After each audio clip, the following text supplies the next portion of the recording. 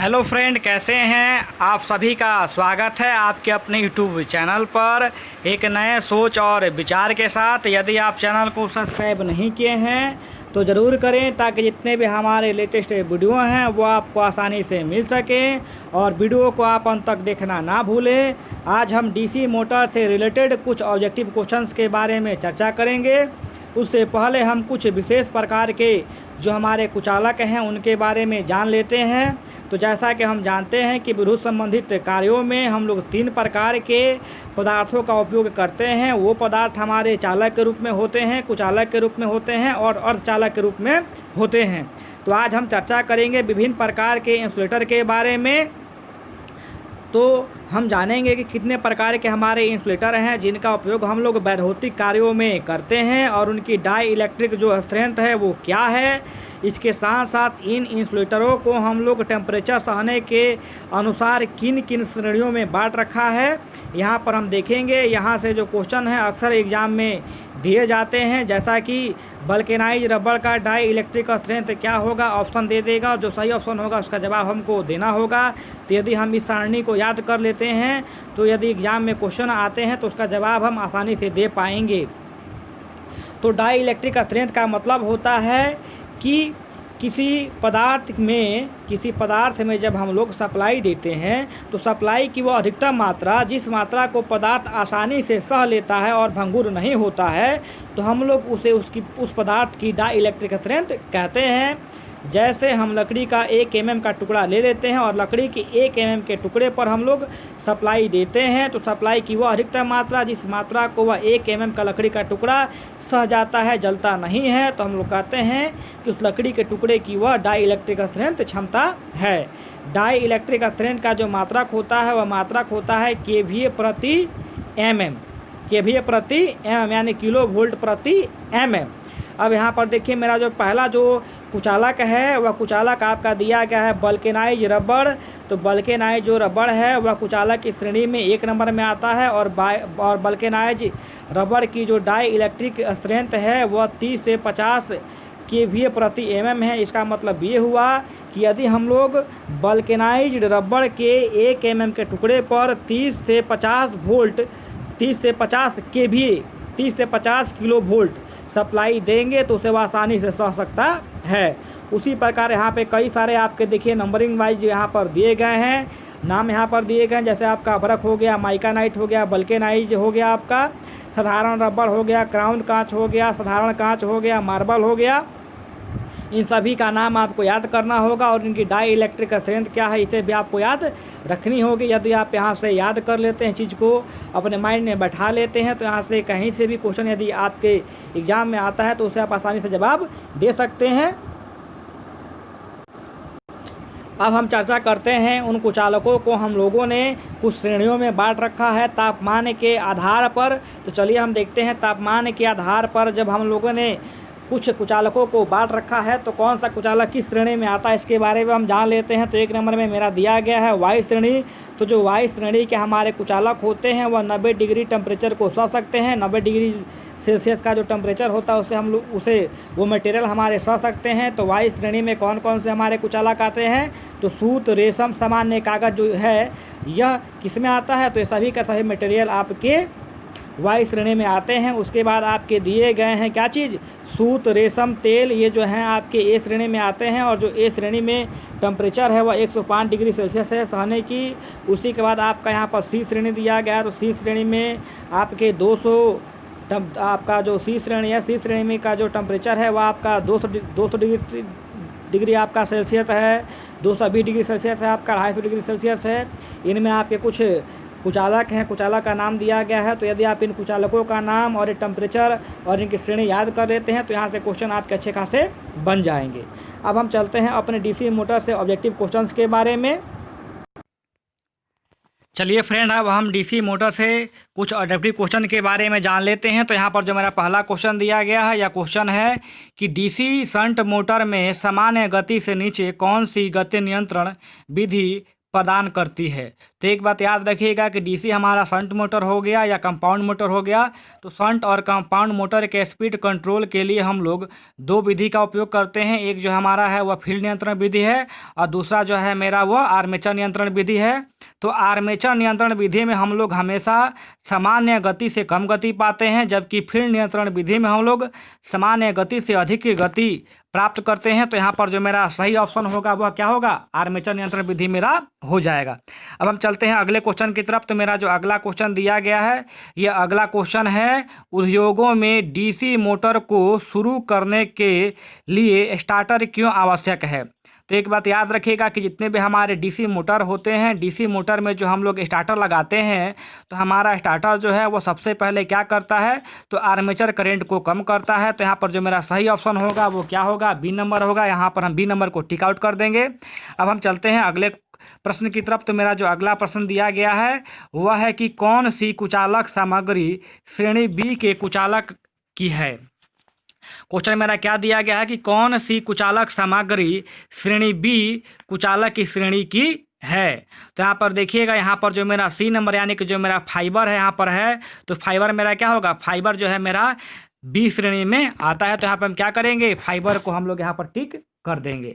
अब हम चलते हैं अपने अगले प्रश्न की तरफ। तो मेरा जो अगला प्रश्न दिया गया है वह प्रश्न है कि श्रेणी एफ इंसुलेशन का तापमान क्या है। तो यहाँ पर देखिएगा, यहाँ पर जो मेरा सही आंसर होगा वो क्या होगा, तो सही आंसर मेरा जो होगा वह मेरा 155 डिग्री सेल्सियस यहाँ पर होगा। तो हम क्या करेंगे, 155 पर यहाँ पर टिक आउट हम लोग कर देंगे। क्या करेंगे हम यहाँ पर 155 पे यहाँ पर हम टिक आउट कर देंगे। अब हम चलते हैं अपने अगले प्रश्न की तरफ। तो मेरा जो अगला प्रश्न दिया गया है कि निरंतरण यानी कि सामान्य गति ड्राइव के लिए किस प्रकार की डीसी मोटर का उपयोग हम लोग करते हैं। तो एक बात याद रखिएगा कि जो मेरा शंट मोटर होता है, तो शंट मोटर सदैव जो है कि सामान्य स्पीड देता है। शंट डीसी मोटर जो होता है उसका स्पीड जो होता है वो क्या होता है, एक समान होता है, नियत होता है। उसके स्पीड में किसी प्रकार की कमी या बेसी नहीं होती है। तो यहाँ पर जो मेरा सही ऑप्शन होगा वो क्या होगा, डीसी शंट मोटर यहाँ पर हो जाएगा। अब हम चलेंगे अपने अगले प्रश्न की तरफ। तो मेरा अगला प्रश्न दिया गया है कि लिफ्ट में किस प्रकार की डीसी मोटर का उपयोग किया जाता है। तो यहाँ पर ध्यान दीजिएगा कि लिफ्ट में हम लोग डीसी सीरीज मोटर का तो उपयोग नहीं करेंगे, साथ में हम लोग डीसी शंट मोटर का भी उपयोग नहीं करेंगे, क्योंकि शंट मोटर का जो स्पीड होता है वो कांस्टेंट होता है और जो हमारा लिफ्ट है, लिफ्ट में कभी वजन बढ़ता है, यानी कि लिफ्ट में जो व्यक्ति चढ़ते हैं उनकी संख्या कभी कम होती है कभी ज़्यादा होती है। इसलिए हम लोग यहाँ पर डिसेंट का भी उपयोग नहीं करेंगे, श्रेणी मोटर का भी हम लोग उपयोग नहीं करेंगे। यहाँ पर जो हम लोग है मोटर जो उपयोग करेंगे उसका नाम होगा डीसी कम्युलेटिव कंपाउंड मोटर। तो लिफ्ट में जो हम लोग मोटर उपयोग करते हैं डीसी मोटर, उसका नाम क्या है, तो डीसी कम्युलेटिव कंपाउंड मोटर। यहाँ पर हम डी नंबर पर क्या करेंगे, टिक आउट कर देंगे। अब हम चलते हैं अपने अगले प्रश्न की तरफ। तो मेरा जो अगला प्रश्न दिया गया है वो अगला प्रश्न है कि गति नियंत्रण का कौन सा तरीका डीसी श्रेणी मोटर में रेटेड गति के नीचे गति देता है। तो यहाँ भी क्या हो जाएगा, यहाँ भी आपका आर्मेचर डाइवर्टर विधि यहाँ पर हो जाएगी। यानी कि यहाँ पर मेरा जो ऑप्शन होगा, यहाँ पर देखिए क्वेश्चन आपका दिया गया है कि गति नियंत्रण का कौन सा तरीका डीसी श्रेणी मोटर में रेटेड गति के नीचे क्या करता है, गति देता है। तो यहाँ पर जो मेरा सही ऑप्शन होगा वो क्या होगा, सही ऑप्शन मेरा यहाँ पर हो जाएगा आपका जो यहाँ पर आर्मेचर डाइवर्टर विधि भी आपका हो सकता है, क्योंकि शंट में और कंपाउंड में तो यही विधि है सामान्य गति से कम गति प्राप्त करने के लिए। मगर यहाँ पर एक ऑप्शन आपको और दे दिया गया है टेप्ड क्षेत्र विधि। तो टेप्ड क्षेत्र विधि के माध्यम से हम जितना कम मात्रा में स्पीड चाहें वो हम प्राप्त कर सकते हैं। तो यहाँ पर जो मेरा सही ऑप्शन होगा वो क्या होगा, वह सही ऑप्शन जो मेरा होगा यहाँ पर इसका हो जाएगा आपका बी नंबर। क्या हो जाएगा, बी नंबर मेरा यहाँ पर सही ऑप्शन हो जाएगा। अब हम चलते हैं अगले प्रश्न की तरफ। तो मेरा अगला प्रश्न दिया गया है कि क्या प्रभाव है अगर चलने के दौरान 4 बिंदु स्टार्टर प्रतिरोध कट ऑफ है। फिर से एक बार क्वेश्चन देखिएगा, क्या प्रभाव है अगर चलने के दौरान 4 बिंदु स्टार्टर प्रतिरोध कट ऑफ है। तो यहाँ पर देखिएगा, यहाँ पर मेरे जो ऑप्शन दिए गए हैं, ऑप्शन मेरा यहाँ पर है आपका मोटर बंद हो जाएगी, धीमी गति से चलता है। उसके बाद दिया गया सी नंबर में बहुत तेज़ गति से चलता है। उसके बाद दिया गया है कि उल्टा दिशा में चलेगी। तो यहाँ पर देखिएगा, जब मेरा प्रतिरोध कट ऑफ हो जाएगा तो मोटर का जो स्पीड होगा वो क्या हो जाएगा, धीमी गति से मोटर चलने लगेगी हमारी। क्या होगी, मोटर हमारी धीमी गति से चलने लगेगी। तो यहाँ पर मेरा जो ऑप्शन नंबर बी होगा वो सही होगा। अब हम चलते हैं अपने अगले प्रश्न की तरफ। तो मेरा जो अगला प्रश्न दिया गया है वो है कि डीसी मोटर को संचालित करने के लिए आर्मेचर सर्किट में कार्बन कंपोजिशन ब्रश की आवश्यकता क्यों होती है। तो यहाँ पर देखिएगा, यहाँ पर आपके ऑप्शन कई सारे दिए गए हैं। पहला जो ऑप्शन है वो प्रारंभिक बल घूर्ण को बढ़ाने के लिए, तो यहाँ पर ये होगा नहीं।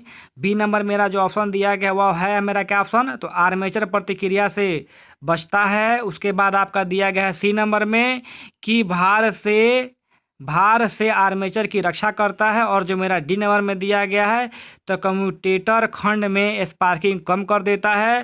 तो एक बात याद रखिएगा कि जो हमारे डीसी मोटर होते हैं या जो मेरे डीसी जनरेटर होते हैं, तो उसके कम्यूटेटर पर सप्लाई लेने के लिए या सप्लाई देने के लिए हम लोग कार्बन ब्रश का उपयोग करते हैं। और जो हमारे बड़े आकार के जो हमारे डीसी मोटर होते हैं उन पर जो हम लोग कार्बन ब्रश लगाते हैं वह कार्बन कॉपर एलॉय का होता है। तो जो हमारा बड़ा मोटर होगा या छोटा मोटर होगा, यदि उस पर अधिक स्पार्किंग होगी तो हम लोग कार्बन ब्रश के जगह पर हम लोग कार्बन कॉपर एलॉय का हम लोग ब्रश क्या करेंगे, उपयोग करेंगे। तो यहाँ पर जो मेरा सही ऑप्शन होगा, सही ऑप्शन क्या हो जाएगा, मेरा डी नंबर मेरा सही यहाँ पर ऑप्शन हो जाएगा। अब हम चलते हैं अगले प्रश्न की तरफ। तो मेरा अगला प्रश्न दिया गया है कि सीरीज मोटर बिना भार के आरंभिक उच्च बलघूर्ण और गति क्यों पैदा करती है। तो यहाँ पर देखिएगा, यहाँ पर जो मेरा सही ऑप्शन होगा वो क्या होगा, देख लेते हैं। तो यहाँ पर मेरा जो सही ऑप्शन दिया गया है बैक ईएमएफ की अनुपस्थिति। तो जो मेरा डीसी सीरीज मोटर होता है इसकी बैक ईएमएफ जो होती है क्या होती है, थोड़ी कम होती है स्टार्टिंग में। इसलिए मेरे डीसी सीरीज मोटर का जो स्टार्टिंग स्पीड होता है क्या होता है, वो बहुत ज़्यादा होता है। तो यहाँ पर क्या करेंगे हम लोग, ए नंबर को टिक आउट कर देंगे। अब हम चलते हैं अपने अगले प्रश्न की तरफ। तो मेरा अगला जो प्रश्न दिया गया है यह है कि डिफरेंशियल कंपाउंड मोटर में शुरू करने के समय श्रेणी क्षेत्र को लघुपथी क्यों किया जाता है। मेरा क्वेश्चन यहाँ पर दिया गया है कि डिफरेंशियल कंपाउंड मोटर में शुरू करने के समय श्रेणी क्षेत्र को लघुपथित क्यों किया जाता है। तो यहाँ पर मेरे कई सारे ऑप्शन यहाँ पर दिए गए हैं, इन ऑप्शनों को आप ध्यान से देखिएगा। तो मेरा जो पहला ऑप्शन दिया गया है वह है कि प्रारंभिक धारा को कम करने के लिए। बी नंबर में दिया गया है मोटर की गति को बढ़ाने के लिए। डी नंबर आपका सी नंबर में दिया गया है मोटर की गति को कम करने के लिए। और डी नंबर में दिया गया है रोटेशन की उचित दिशा बनाए रखने के लिए। तो यहाँ पर मेरा जो सही ऑप्शन होगा वो क्या होगा, रोटेशन की उचित दिशा बनाए रखने के लिए हम लोग क्या करते हैं, हम लोग मोटर में जो हमारा श्रेणी क्षेत्र को हम लोग क्या करते हैं, लघुपथित करते हैं। तो यहाँ पर जो मेरा सही ऑप्शन हो जाएगा वो क्या हो जाएगा, वो मेरा सही आंसर मेरा डी नंबर हो जाएगा। अब हम चलते हैं अगले प्रश्न की तरफ। तो मेरा जो अगला प्रश्न दिया गया है कि आर्मेचर को संतुलित करने का सबसे प्रारंभिक तरीका कौन सा है। आर्मेचर को संतुलित करने का सबसे संतुलित तरीका कौन सा है, आर्मेचर को संतुलित करने का सबसे प्रभावी तरीका कौन सा है, आपका क्वेश्चन है। तो यहाँ पर देखिएगा, यहाँ पर कई सारे आपके ऑप्शन दिए गए हैं, स्थैतिक संतुलन, गति संतुलन, काउंटर संतुलन के साथ संलग्न। उसके बाद मेरा डी नंबर में दिया गया संतुलन के साथ प्लग किया जाता है। तो यहाँ पर जो मेरा सही ऑप्शन होगा वो क्या होगा, गतिशील संतुलन। तो जो हमारा आर्मेचर को संतुलन करने का सबसे प्रभावी तरीका कौन सा है, तो गति संतुलन मेरा सही तरीका होगा। क्योंकि हमारे डीसी मोटर में जो मेरा आर्मेचर है वो क्या होता है, हमेशा गतिमान स्थिति में होता है, घूमने वाला भाग हमारा मोटर में आर्मेचर होता है। हम चलते हैं अगले प्रश्न की तरफ। तो मेरा अगला प्रश्न दिया गया है कि डीसी स्टार्टर के प्रतिरोध को शुरू करने के लिए किस सामग्री का उपयोग किया जाता है। तो देखिएगा, वहाँ पर हम लोग यूरेका वायर लगाते हैं। नेक्स्ट वीडियो में हम बता चुके हैं आपको प्रैक्टिकली रूप में जब दिखलाए हैं कि जो मेरा डीसी मोटर का जो स्टार्टर होता है उसके अंदर के जो प्रतिरोध होते हैं वो यूरेका वायर के होते हैं। तो यहाँ पे क्या हो जाएगा मेरा यहाँ पर मेरा जो ए नंबर ऑप्शन होगा वो सही हो जाएगा, यूरेका वायर। अब हम चलते हैं अपने अगले प्रश्न की तरफ। तो मेरा अगला प्रश्न दिया गया है कि किसी डीसी कंपाउंड मोटर को अलग अलग लोड पर नियत गति से संचालित किया जा सकता है। किस डीसी मोटर को, सॉरी यहाँ पर लिखा गया क्वेश्चन मेरा, किस डीसी कंपाउंड मोटर को अलग अलग लोड पर नियत गति से संचालित किया जा सकता है। यानी कि यहाँ पर जो मेरा प्रश्न है वो प्रश्न दिया जा रहा है कि यदि हमें भिन्न भिन्न गतियों पर, यदि हम लोग भिन्न भिन्न यदि हम किसी डीसी मोटर को ले लेते हैं और डीसी मोटर पर यदि हम लोग भिन्न भिन्न गति देंगे तो कौन सा जो मोटर होगा वह भिन्न भिन्न लोडों पर कार्य कर सकता है। तो यहाँ पर देखिएगा मेरे कई सारे ऑप्शन दिए गए। इन ऑप्शन में जो मेरा बी नंबर ऑप्शन है यानी कि संचालित लैब शंट यानी कि कम्युलेटिव लॉन्ग शंट जो मेरा कंपाउंड मोटर है, इस मोटर पे हम लोग विभिन्न प्रकार के यानी कि लोड को घटाते हैं और बढ़ाते हैं। तो दोनों स्थिति में उसका जो स्पीड होगा क्या होगा, लगभग इसी रहता है। तो एक बात याद रखिएगा, जो मेरा cumulative long shunt compound motor होगा तो कम्युलेटिव लॉन्ग शंट मोटर पर हम लोग लोड को घटाएंगे या बढ़ाएंगे तो उस स्पीड में घटाएंगे या बढ़ाएंगे तो सब कंडीशन में जो उसका स्पीड होगा लगभग समान होगा।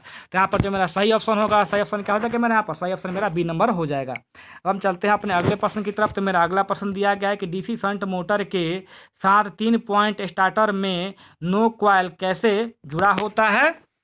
डीसी शंट मोटर के साथ 3 पॉइंट स्टार्टर में 9 वोल्ट कॉइल कैसे जुड़ा होता है। तो जैसा कि इसका हम आपके नेक्स्ट प्रैक्टिकल में यानी कि जो मेरा पिछले वाला वीडियो, इस वीडियो में हम आपको बता चुके हैं कि किस प्रकार जुड़ा है। तो यहाँ पर जो मेरा सही ऑप्शन होगा वो क्या होगा, तो शंट फील्ड के साथ श्रेणी क्रम में जुड़ा होता है।